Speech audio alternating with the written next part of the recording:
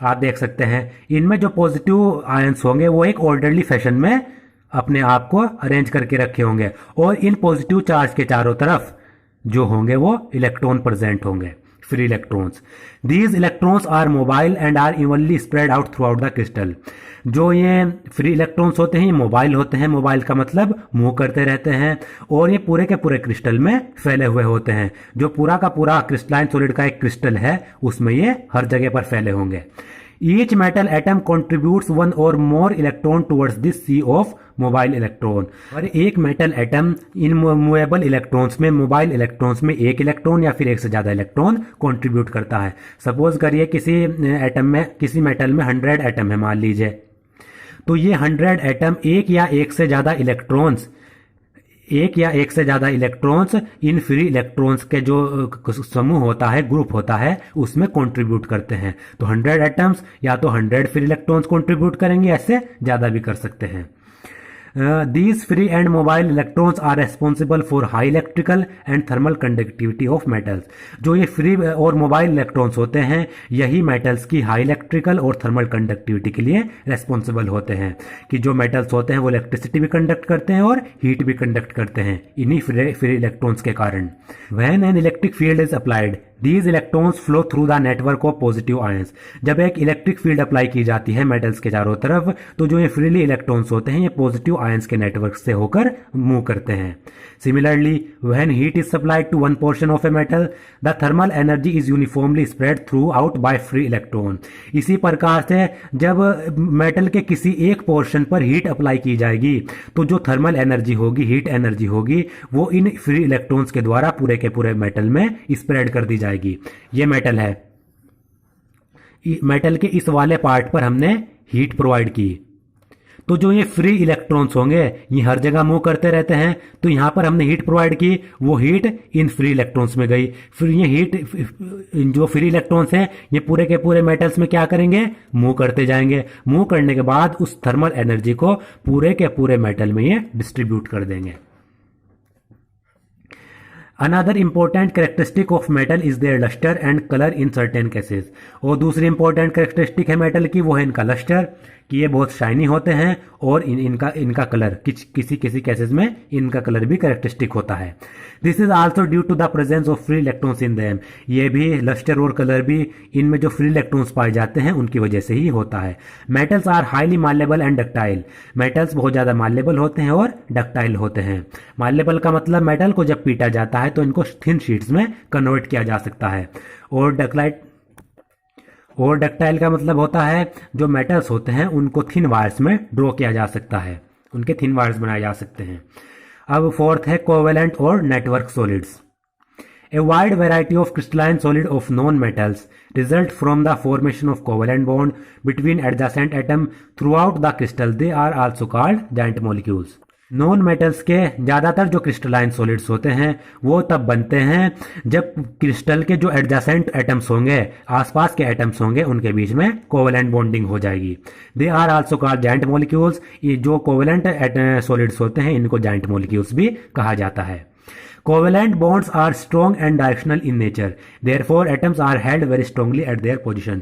जो covalent bonds होते हैं वो बहुत ज्यादा strong होते हैं और directional होते हैं, इसलिए covalent bond एटम्स के, covalent solids के जो एटम्स होंगे वो अपनी पोजीशन पर फिक्स होते हैं, स्ट्रांगली फिक्स होते हैं।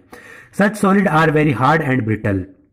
कोवेलेंट सॉलिड भी बहुत ज्यादा हार्ड होते हैं और नेचर में ब्रिटल होते हैं। They have extremely high melting points and may even decompose before melting.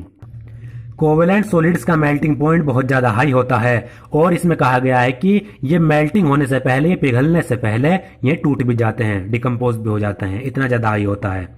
They are insulator and do not conduct electricity. ये इंसुलेटर्स होते हैं और इलेक्ट्रिसिटी को कंडक्ट नहीं करते। Diamond and silicon carbide are typical example of such solid. ये important है। Covalent या फिर नेटवर्क सॉलिड के एग्जाम्पल हैं डायमंड और silicon carbide. Graphite is soft and a conductor of electricity. Graphite soft होता है और इलेक्ट्रिसिटी का कंडक्टर होता है, और ये एक्सेप्शन है। ग्रेफाइट भी कोवेलेंट सॉलिड है लेकिन इलेक्ट्रिसिटी का कंडक्टर है। Its exceptional properties are due to its typical structure. जो इसकी एक्सेप्शनल प्रॉपर्टी है, अलग प्रॉपर्टी है, वो इसकी स्ट्रक्चर के कारण होती है। Carbon atoms are arrange in different layers and each atom is covalently bonded to 3 of its neighbouring atoms in the same layer. Graphite में जो कार्बन एटम्स होते हैं वो डिफरेंट लेयर में अरेंज होते हैं, और हर एक कार्बन एटम सेम लेयर में, हर एक carbon atom 3 different carbon atom से कोवेलेंट बॉन्ड बनाएगा। The fourth valence electron of each atom is present between different layers and is free to move about. और डिफरेंट लेयर के बीच में जो फोर्थ वैलेंस इलेक्ट्रॉन बचा वो फ्री होता है और फ्रीली मूव करता है, क्योंकि ये कार्बन है, ये मान लीजिए ये वाला कार्बन है, ये 3 बॉन्ड तो बना रहा है, इसका एक इलेक्ट्रॉन फ्री है, तो वो इलेक्ट्रॉन फ्रीली मूव करता है डिफरेंट लेयर के बीच में। These free electron make graphite a good conductor of electricity. तो जो यही फ्री इलेक्ट्रॉन है ये ग्रेफाइट को इलेक्ट्रिसिटी का गुड कंडक्टर बनाता है। Different layer can slide one over the other. और ग्रेफाइट की जो डिफरेंट लेयर होती है वो एक दूसरे के ऊपर स्लाइड भी करती रहती है। एक ये लेयर, एक ये लेयर, ये एक दूसरे के ऊपर स्लाइड करती हैं। This makes graphite A soft solid and a good solid lubricant. और इसी स्लाइडिंग के कारण जो ग्रेफाइट है वो सॉफ्ट सॉलिड होता है और सॉलिड लुब्रिकेंट भी अच्छा होता है। अब ये आप डायमंड की स्ट्रक्चर देख सकते हैं। डायमंड में क्या होता है, एक कार्बन का एटम चार दूसरे जो आसपास के कार्बन एटम होते हैं उनसे कोवेलेंट बॉन्ड बनाता है। ये कार्बन का एटम है 1, 2, 3 और 4, ये 4 डिफरेंट कार्बन एटम के साथ बॉन्ड बना रहा है, तो इसमें कोई भी फ्री इलेक्ट्रॉन नहीं होता। इसमें आप इंटरमोलिकुलर डिस्टेंस देख सकते हैं, ये 154 पिकोमीटर होती है। ये आप देख सकते हैं ग्रेफाइट का स्ट्रक्चर। ग्रेफाइट में एक कार्बन का एटम 3 डिफरेंट कार्बन एटम्स के साथ बॉन्ड बनाएगा, कोवेलेंट बॉन्ड। एक कार्बन एटम के साथ, ये वाला दूसरे, और ये वाला तीसरे कार्बन एटम के साथ। अब इस कार्बन एटम का एक इलेक्ट्रॉन फ्री है, वो फ्री इलेक्ट्रॉन डिफरेंट लेयर्स के बीच में फ्रीली मूव करता रहता है। इसका भी एक फ्री इलेक्ट्रॉन है। तो इस तरीके से ग्रेफाइट में बहुत सारे फ्री इलेक्ट्रॉन होते हैं। इन्हीं फ्री इलेक्ट्रॉन्स के कारण जो ग्रेफाइट है वो इलेक्ट्रिसिटी का गुड कंडक्टर होता है। अब ये लेयर के बीच में आप देख सकते हैं 340 पिकोमीटर डिस्टेंस है, और ये molecular distance, intermolecular distance 141.5 picometre है। और जो ये डिफरेंट लेयर्स हैं ग्रेफाइट की, एक दूसरे के ऊपर स्लाइड भी करती हैं। अब ये टेबल दी गई है, अगर आप पीछे ना पढ़ना चाहें तो ये आप टेबल भी याद कर सकते हैं। ये इस टेबल में सभी कुछ दिया हुआ है। ये पहला दिया है type of solid, molecular solid. Molecular solid में पहला है नॉन पोलर मॉलिक्यूलर सॉलिड। इसके कॉन्स्टिट्यूएंट पार्टिकल्स होते हैं मॉलिक्यूल्स। बॉन्डिंग या attractive force, non polar molecular solid में जो अट्रैक्टिव फोर्स होती है वो होती है डिस्पर्जन या फिर लंडन फोर्सेज। इसके एग्जांपल है argon, carbon tetrachloride CCl4, H2, I2, CO2। Physical nature इसका सॉफ्ट होता है, इलेक्ट्रिकल कंडक्टिविटी इंसुलेटर होती है, मेल्टिंग पॉइंट इसका वेरी लो होता है।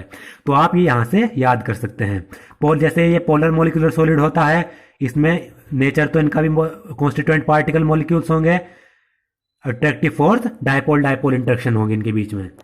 इसके एग्जाम्पल है HCl और SO2। तो जो इसमें इंपॉर्टेंट है वो है अट्रैक्टिव फोर्स, और इनके एग्जाम्पल इंपॉर्टेंट है। Physical nature soft, electrical conductivity insulator, melting point low. इसी तरीके से हाइड्रोजन बॉन्डेड में molecules constituent particle, bonding hydrogen bonding, example H2O ice के रूप में, physical nature hard, electrical conductivity insulator, melting point low. अब ionic solid की बात करें, आयंस कॉन्स्टिट्यूएंट पार्टिकल, फोर्स इनके बीच में जो होती है अट्रैक्टिव फोर्स, इलेक्ट्रोस्टैटिक या फिर कोलम्बिक फोर्स। इसके 2 एग्जाम्पल इंपॉर्टेंट है, CBSE के बोर्ड एग्जाम में जरूर पूछे जाते हैं, ZnS जिंक सल्फाइड और CaF2 कैल्शियम फ्लोराइड। ये 2 एग्जाम्पल मोस्ट इंपॉर्टेंट है, आपको याद रखने हैं। Nature hard and brittle, hard होता है लेकिन ब्रिटल होता है। इलेक्ट्रिकल कंडक्टिविटी इंसुलेटर होते हैं सॉलिड स्टेट में, लेकिन मोल्टेड स्टेट में एक्वस सॉल्यूशन में ये कंडक्टर्स होते हैं। मेल्टिंग पॉइंट इनका हाई होता है। Metallic solid, positive ions in a sea of delocalised electrons. Constituent particle इनके पॉजिटिव आयंस होते हैं चारों तरफ जिनके इलेक्ट्रॉन्स पाए जाते हैं। मेटेलिक बॉन्डिंग इनमें पाई जाती है, example FeCu Ag Mg। Nature hard होता है लेकिन मेलेबल और डक्टाइल होते हैं। कंडक्टर्स होते हैं सॉलिड स्टेट में और मोल्टन स्टेट में, और मेल्टिंग पॉइंट इनका हाई होता है। अब ये कोवेलेंट और नेटवर्क सॉलिड, एटम्स इनके कॉन्स्टिट्यूएंट पार्टिकल, फोर्स इनमें के बीच में जो होती है bonding, covalent bonding, SiO2 quartz, ये इसका एग्जाम्पल है और ये एग्जाम्पल इसका इंपॉर्टेंट है। SiC carbon, AIN, ALN carbon graphite के रूप में